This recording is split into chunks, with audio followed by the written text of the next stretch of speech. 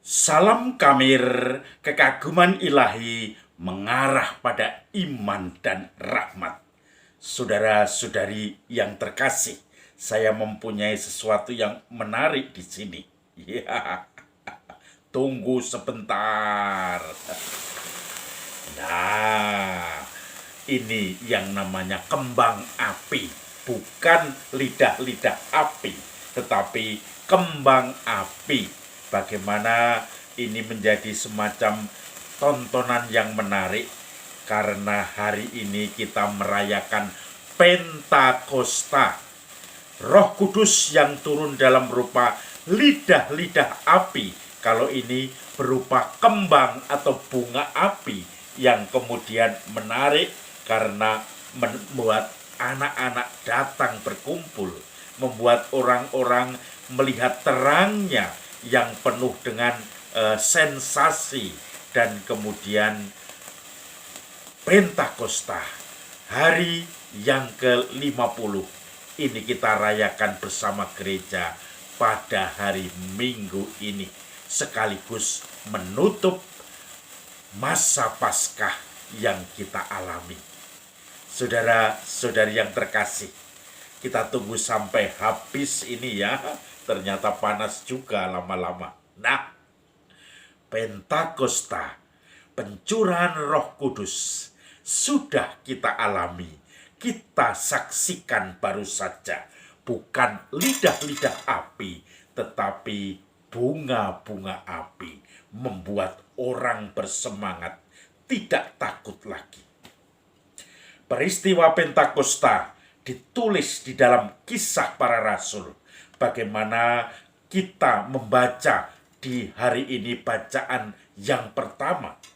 Bacaan yang pertama bicara tentang para murid bersama Bunda Maria yang berdoa di senakel semenjak Yesus disalibkan. Kemudian Yesus bangkit, mereka selalu berdoa di kamar atas atau kamar tamu atau senakulum. Maka mereka karena takutnya menutup pintu itu. Dalam Injil hari ini, sebelum peristiwa Pentakosta dan persis setelah Yesus dimakamkan atau hukum Sabat dan hari berikutnya bangkit. Dan setelah itu, para murid melihat gurunya yang menjadi pelindung utamanya selama itu sebagai gerakan Yesus dengan lingkaran yang pertama, lingkaran VIP Yesus. Mereka semua mengandalkan Yesus yang penuh dengan mukjizat, yang penuh dengan pemberi semangat, yang penuh dengan pengampun, yang penuh dengan pengharapan. Maka mereka putus asa, kaget ketika Yesus dengan mudah ditangkap oleh para prajurit Bait Allah dan dilaporkan kepada penguasa Romawi, kemudian diserahkan lagi untuk disalibkan oleh pemuka-pemuka orang Yahudi atau kepercayaan Yehuda pada waktu itu, karena Yesus dianggap sebagai pembawa ajaran sesat. Saudara-saudari yang terkasih, ketakutan itu membuat para murid berkumpul. Mereka tidak bisa tidur, tidak bisa makan dengan kenyang, dengan enak, tidak bisa tidur dengan nyenyak. Semua pintu-pintu dikunci karena mereka takut kalau nanti mereka juga ditangkap, disalibkan, dianiaya seperti Yesus. Karena syuh atau pemersatu dan juga yang diandalkan oleh mereka, Yesus Sang Guru Sejati, sudah dimakamkan.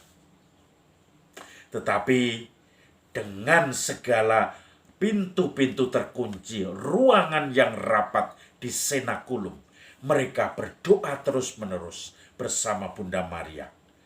Tiba-tiba Yesus yang sudah bangkit, yang tidak dibatasi lagi oleh ruang dan waktu, yang bisa menembus batas-batas duniawi, tembok, baik itu tembok batu, kayu, tembok apapun, dia bisa masuk tanpa harus membuka pintu atau mencari celah untuk masuk.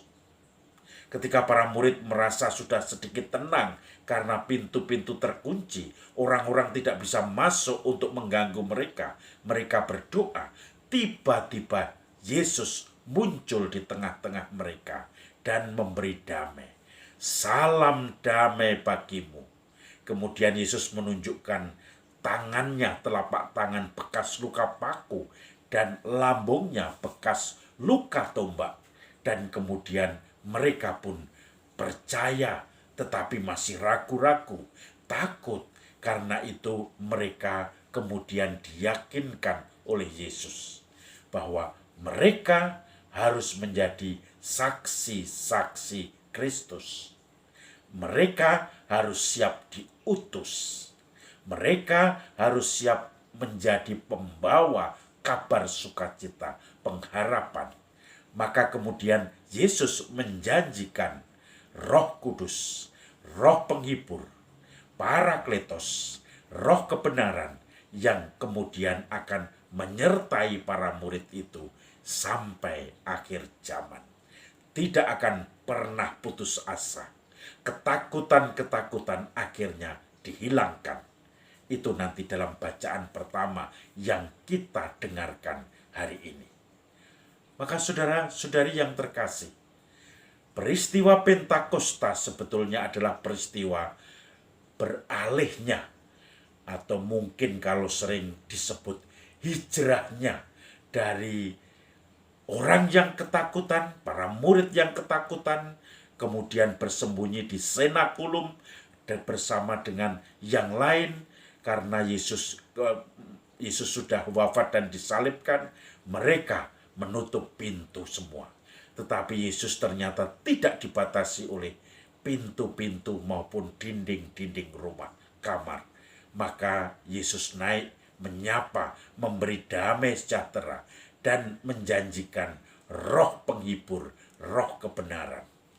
Maka saudara-saudari yang terkasih, semenjak itu janji Yesus sampai Yesus terangkat ke surga dan sampai Pentakosta yang dijanjikan oleh Yesus, Roh atau Parakletos itu, maka mereka selalu berkumpul di senakulum, selalu berdoa, dan menjadi pengikat di tengahnya adalah Bunda Maria, Ibu Yesus.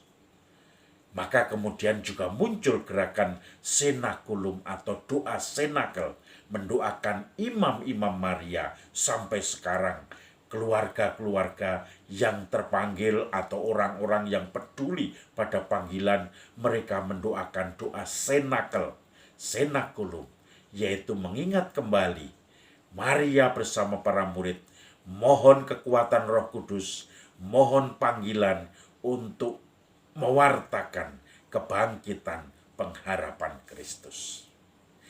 Saya teringat ketika saya ditugaskan untuk mendampingi para pengungsi Timor Timur atau Timor Leste ketika di perbatasan Atambua dan Betun. Perbatasan antara Atambua, Betun dengan Timor Leste hanya dibatasi oleh sungai. Maka kadang sapi menyeberang ke Timor Timur. Kemudian dari Timor Leste ada yang menyeberang ke Atambua. Dan kemudian mereka pun sebetulnya saling bersaudara. Kemudian hanya dipisah kali, kadang berkunjung ke sini ke luar negeri tanpa paspor, berkunjung ke sebaliknya dan seterusnya. Pada saat jajak pendapat atau referendum pada waktu itu, akhirnya mereka memilih untuk merdeka, melepaskan diri dari Indonesia. Dan waktu itu opsinya diberi oleh Presiden Habibie. Maka saudara-saudari yang terkasih, gerakan pengungsi itu lari ke Atambua, ke Betun. Mereka lewat darat. Sementara di Timor Timur atau Timor Leste bagian timur, Los Palos dan seterusnya, mereka mengungsi lewat laut. Maka mereka pun mengungsi di Kupang karena pelabuhannya ada di Kupang. Sementara yang berbatasan persis dengan Atambua, yaitu Maliana, kemudian Suai, Salele, Ainaro, Maubesi, Same, Betano, itu kota-kota atau kampung-kampung, kecamatan-kecamatan yang mengungsi ke Atambua.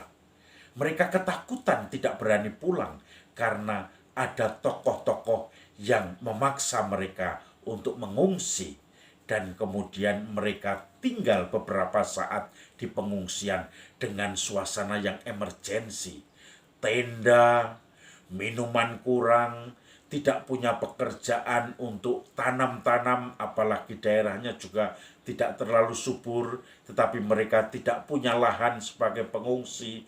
Mereka hanya masuk ke wilayah warga di Atambua untuk mendirikan tenda-tenda. Maka dalam satu kelompok begitu ada beberapa pemimpin yang sebetulnya adalah anggota-anggota milisi pada waktu itu, yang dengan membawa senjata baik rakitan maupun senjata yang lain. Maka mereka pun kemudian memaksa orang-orang itu untuk tinggal di pengungsian. Beberapa bulan masih tahan, tetapi lama-lama tentu saja tidak bisa tahan. Saya dan beberapa teman, ada suster, ada romo, frater, ada OMK, mereka juga terlibat di Jesuit Refugee Service untuk mencoba menyadarkan bahwa mereka bisa pulang, repatriasi bersama UNHCR untuk kembali ke negaranya yang sudah merdeka, yaitu di Timor Leste. Maka kemudian ada rombongan besar, walaupun sampai sekarang masih ada pengungsi yang tetap tinggal di Timor Leste, di Atambua sebagai wilayah Indonesia, tapi rombongan besar kembali ke Timor Leste. Dan mereka yang tadinya takut dengan ancaman-ancaman secara massal, tiba-tiba mendapat kekuatan untuk berani bangkit, berani mendaftar ke tempat pendaftaran untuk kembali ke Timor Leste, kembali ke kampung halamannya. Walaupun kampung halaman rumahnya mungkin tidak bagus-bagus amat, tetapi ketika tinggal di rumah sendiri, di kampung sendiri, sanak saudara yang masih tinggal, maka mereka pun mungkin merasa lebih nyaman daripada tinggal di tenda. Tidak tahu kejelasan hak tanah, tidak ada rumah, hanya tenda-tenda dengan panasnya, teriknya, makanan yang tidak tahu dari mana datangnya karena tergantung pada bantuan-bantuan. Maka saya merasakan Roh Kudus menggerakkan orang-orang ini untuk berangkat kembali ke kampung halamannya, yang tadinya penuh dengan ketakutan, yang tadinya tidak berani mengungkapkan pendapatnya. Sekian lama Roh itu berkarya, mereka pun berangkat, kemudian kembali ke kampung halamannya, mulai menanam karena mereka punya lahan, mulai berbuat sesuatu bagi kampungnya yang sudah merdeka. Maka saudara-saudari yang terkasih, mari kita juga menemukan kapan Roh Kudus itu berkarya dalam diri kita, dalam keluarga kita, yang tadinya kita merasakan tidak berdaya, ketakutan, tidak ada harapan, ngelokro, putus asa, tiba-tiba diberi kekuatan pelan-pelan untuk terbuka mata batin kita, untuk berani menghadapi semua itu, dan akhirnya berani mengambil keputusan sebagaimana Tuhan dan Roh itu yang menggerakkan kita.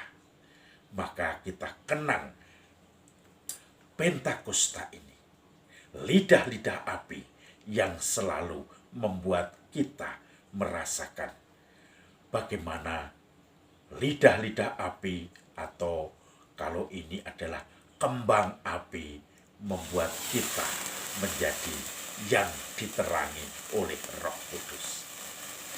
Salam Kabir, kekaguman ilahi mengarah pada iman dan rahmat.